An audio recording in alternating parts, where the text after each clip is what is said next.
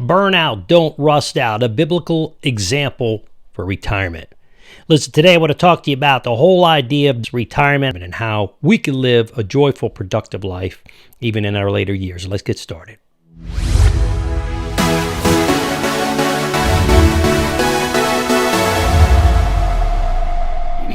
Hey everybody, welcome to the Reason for Truth. I'm your host, Stevie Garofalo. You know, Reason for Truth, where the truth comes first, reasons come last, but we're always and constantly learning, because when we stop learning, we stop teaching, or at least stop teaching well. We don't want to do that. So let's just jump right in. The big elephant in the room is one simple question. Will you burn out or will you rust out? And before we get started, I want to say that in ministry, when I was in seminary, I had a number of great mentors. And Dr. Norman Geisler said to me, I asked about retirement. He said, Steve, I'm going to burn out. I'm not going to rust out. That's where I got the title from. But I want to back forward here. I was in the YMCA, got to know this guy. He was a Jamaican family from Jamaica who was born there.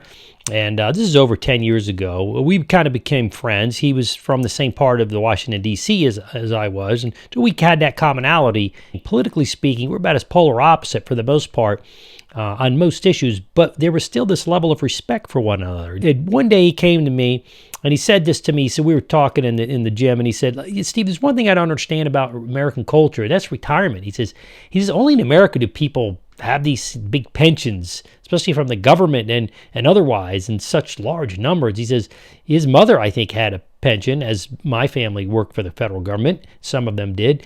But he went on to say that something that stuck with me to this day. He said, Steve, in my country, Jamaica, it's not uncommon to see a man that's 80 years old get on his bicycle and go to work each day. Yeah, he said, listen, the guy's not working, he's not working 12-hour days. He goes there, he does some work, but he still has a mission to go to. He goes there and he works each day. A good friend of mine from the Northeast, his dad was a barber. And I think he cut hair till he was close to 80, if I remember correctly. Something to be said about that. And he told me the same thing. He says, he does maybe 3, maybe 4 cuts a day. That's it. But look at King David. When he got in trouble with Bathsheba, he was not being productive. It's very similar. He was idle. He was supposed to be out. It was springtime. That's when nations went to war. So his job was to lead his men in war. But what was he doing? He was walking on the rooftop, hanging around. Then he got in trouble, had an affair with one of his top soldiers' wives, had a child, as we know. Out comes Solomon. So I searched the Bible. I can't find a single example or even the concept of retirement. And when I look around the world, governments may give you a few dollars a month, but there's really no real, we see as modern day retirement that you could live comfortably on. That's why we have a lot of expats living around the world. Why? Because they could take their money here, live on $2,000 pretty nicely in another country. So they leave. You can't blame them, to be honest with you. I think it's pretty smart. But that's because you're going from a wealthy society to a less wealthy society. Now, as I was reading my Bible this morning, I ran across a passage that tells us something about God's idea of retirement in light of the life of Moses and Aaron. Now, to put what we are about to share with you in its proper perspective, I want to clarify that I'm not putting down the ability to retire or to retire, only that we do so, at the right time, we do so in the right way. So look at the proper view of retirement. We need to turn to God's Word and see what retirement means from a biblical perspective. Now, part of the answer can be found in Exodus, where Moses, as I said earlier, and Aaron go before Pharaoh at God's command to tell Pharaoh to let his people go. Moses and Aaron were living out their God-given mission. In their 80s, they could have kicked back and relaxed, right? But they didn't. Instead, they took up God's call and worked hard up until they were called home to be with the Lord, both of them. In other words, they burned out. They didn't rust out. Moses died at a ripe age of 120. He was still working at 120 years old up until the Lord denied him, access to entry into the promised land. His life can be considered, by the way, tragically mature for that reason, because before completing his lifelong mission to reach the promised land, God didn't let him go in. He wasn't able to.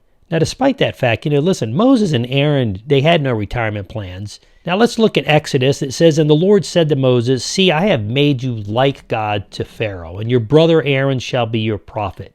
You shall speak all that I command you, and your brother Aaron shall tell Pharaoh to let the people of Israel go out of his land. But I will harden Pharaoh's heart, and though I multiply my signs and wonders in the land of Egypt, Pharaoh will not listen to you. Then I will lay my hand on Egypt and bring my hosts, my people, the children of Israel, out of the land of Egypt by great acts of judgment. The Egyptians shall know that I am the Lord when I stretch out my hand against Egypt and bring out the people of Israel from among them. Verse 6 says, Moses and Aaron did so. They did just as the Lord commanded them. Now Moses was 80 years old and Aaron 83 years old when they spoke to Pharaoh. Exodus 7 verses 1 to 7. That's in the ESV. Man, 80 and 83. These guys were, it's not like these guys were living to 900 years old. They were just like you and I. Perhaps they made it to $120 is pretty good, but still 80, 83 is pretty old to do the job God had called them to, but God had given them the strength, God had given them the vision and the mission and the meaning and purpose in life, right? Moses and Aaron obeyed the Lord. The ages of these two men are just phenomenal. I go back, and 80 to 83. This is important because often in the Old Testament, the age, why did God give us their ages? You ever thought about that? You know, often in the Old Testament, the age of a prominent figure is given when a major event was about to occur, such as Genesis 16:6, whereby Abraham was 86 years old when Hagar bore Ishmael to Abraham. After 40 years in the wilderness wandering, Moses died at the age of 120.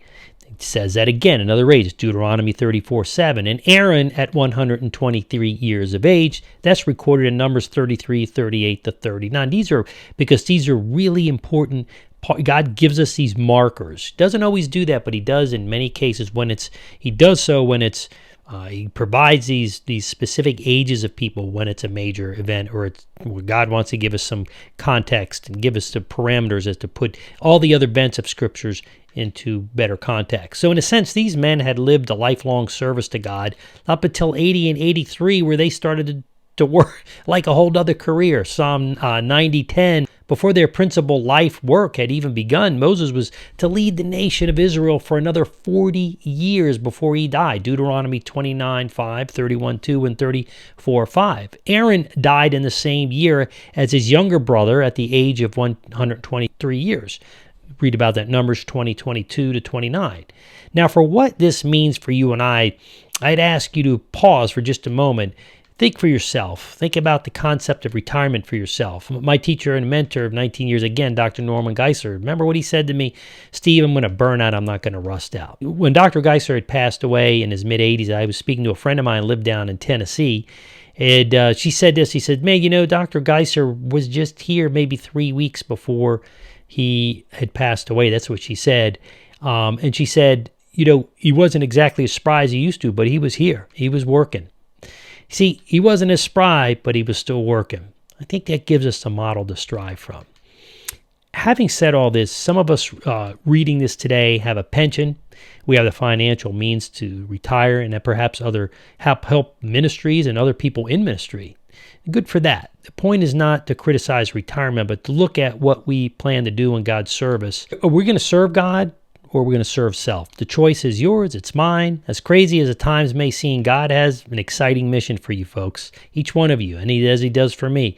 We can accomplish that in the present, even when we're older.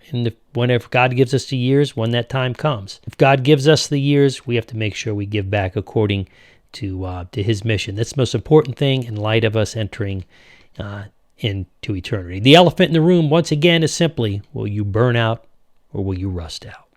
Appreciate you tuning in today's episode of Reason for Truth. You want to make sure you subscribe. Bam, hit that alert bell. You're not going to miss any of these. But I really want you to join my community. StephenGarofalo.com. Come join the community. Be loved on. Listen to these. You can interact with folks there. And you're going to get, if you want to go on the subscriber level, you can get the Reason for Truth podcast early if that's what you want. You don't have to. You can stay the free. You're going to get articles. You're going to get usually Monday, Wednesday, on Friday, I post devotionals. So thank you for tuning in for today's episode. I'm your host, Stevie Garofalo. This is your Reason for Truth for today.